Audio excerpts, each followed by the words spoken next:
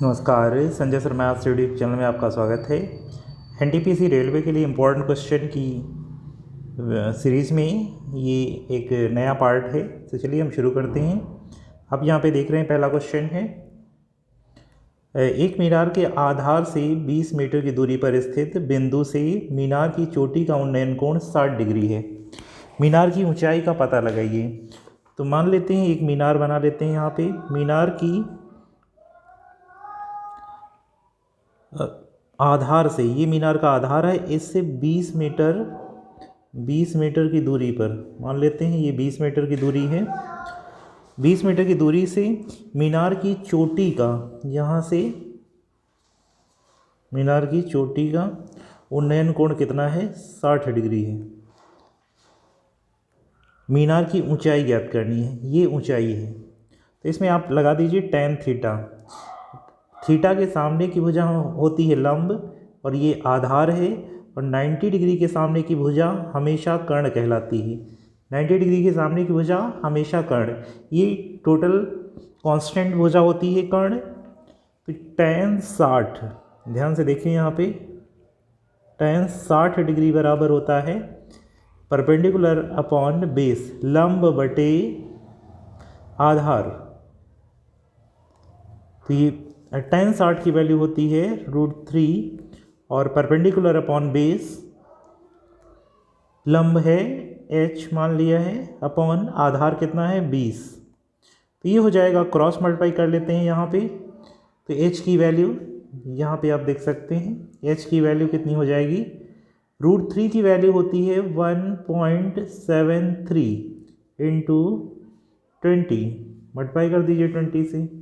0, 2 दूनी 6, 2 सत्ते 14, 2 एकम 2 1 3, 2 के बाद दशमलव अप्लाई हो जाएगा।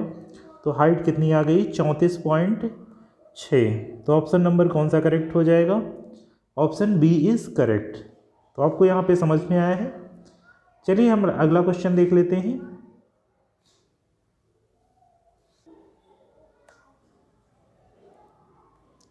एक दुकानदार ने अपने सामान पर क्रय मूल्य से 25% अधिक मूल्य अंकित करता है, सीपी से 25% अधिक मूल्य अंकित करता है और अंकित मूल्य पर 25% की छूट देता है।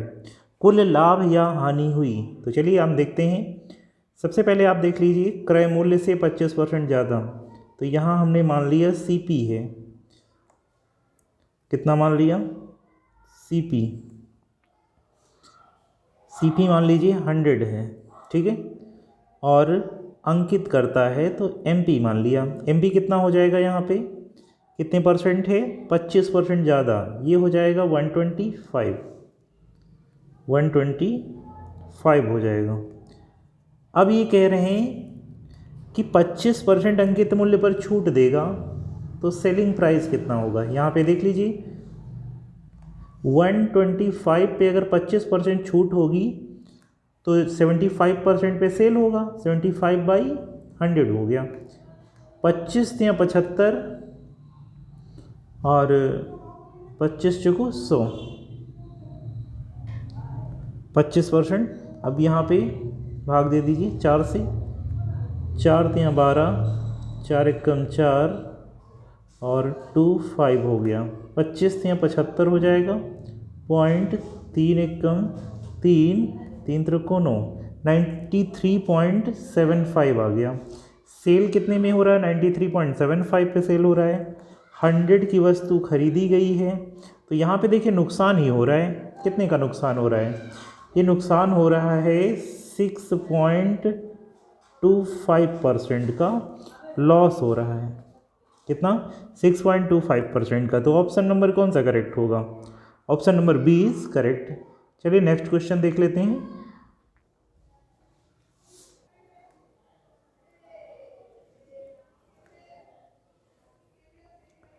₹45,000 पर 15% वार्षिक दर से 2 वर्ष का CI कितना होगा? ये क्वेश्चन पहला आप देख रहे हैं। ₹45,000 पर, ध्यान से देखें, ₹45,000 का आप 15% निकाल लीजिए। 2 ज़ीरो काट दीजिए यहाँ पे, 0, 15 × 5 = 75, 7 हासिल, 15 चौको 60, 7 67 हो गया। तो ये पहले साल का 67 50 हो जाएगा, 67 50। दूसरे साल का 67 50 लिख लिया। दूसरे साल में ब्याज पर ब्याज लगेगा, तो लिख देते हैं 67 50 इंटू 15%। इस पे ब्याज पर ब्याज देखते हैं कितना लगेगा। 0, 15 पचे 75, 15 छक्का 90, 15 सत्ते 105, 7 5 12, 112, 2 हो जाएगा। 11 कैरी, 15 छक्का 90, 90 10 100, 101। ये भी ब्याज लगेगा 101, 2 पॉइंट हो गया 5। टोटल जोड़ लीजिए, टोटल CI हो जाएगा।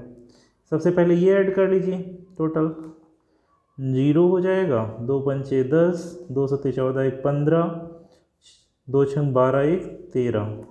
इसी में जोड़ दीजिए आप 1012.5। ये तो टोटल CI हो जाएगा, 0.5 हो गया, 1 2, ये हो गया 5, 14,512.5।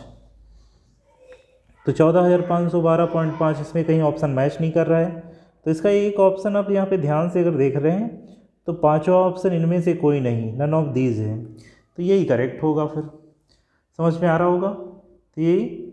चलिए अगला क्वेश्चन देख लेते हैं, क्वेश्चन नंबर नेक्स्ट वाला, ये क्वेश्चन, अगला क्वेश्चन देख लीजिए। ये 10,000 रुपये का 3% चक्रवृद्धि ब्याज कितना होगा, जबकि ब्याज दर पहले साल 4%, दूसरे साल 5% और तीसरे साल 6% है। आपको फाइंड कर लेना है CI फॉर द 1 ईयर। तो 10,000 रुपये पर पहले 4% है, 4/100, 2 0 कैंसिल हो जाएंगी, तो फर्स्ट ईयर का ब्याज जो मिलेगा 400 रुपये हो जाएगा। CI2 सेकेंड ईयर का आप देख लीजिए, 10,000 रुपये जो पहले था, 400 रुपये और ऐड हो जाएगा, जो मूलधन दूसरे साल के लिए होगा वो ऐड कर देंगे, तो ये हो जाएगा 10,400। दूसरे साल में जो ब्याज लग रहा है वो 5% है, ठीक है, 5% है, तो इंटू 5/100, ये हो गया 5 चौको 20, 5 एकम 5, ये मिल गया। और तीसरे साल का यहाँ पे देख रहे हैं, तीसरे साल का है 6%, तो CI 3, 10,400 में 520 फिर से जोड़ दीजिए, तो ये हो जाएगा 10,920, कितना, 6%/100। सॉल्व कर लीजिए, ये आ जाएगा 6 दूना 12 पॉइंट लगेगा, 6 9 54 और 1 55, 6 एकम 6। टोटल ब्याज अब यहाँ पे जोड़ दीजिए, टोटल ब्याज 0.2 हो जाएगा, 0.5, ये हो जाएगा 2 5 2 7 हो जाएगा, 5 4 9 6 15। तो आपने देखा 1575.2 हो गया, 1575.20, ये ऑप्शन C करेक्ट है। तो आपको समझ में आया होगा।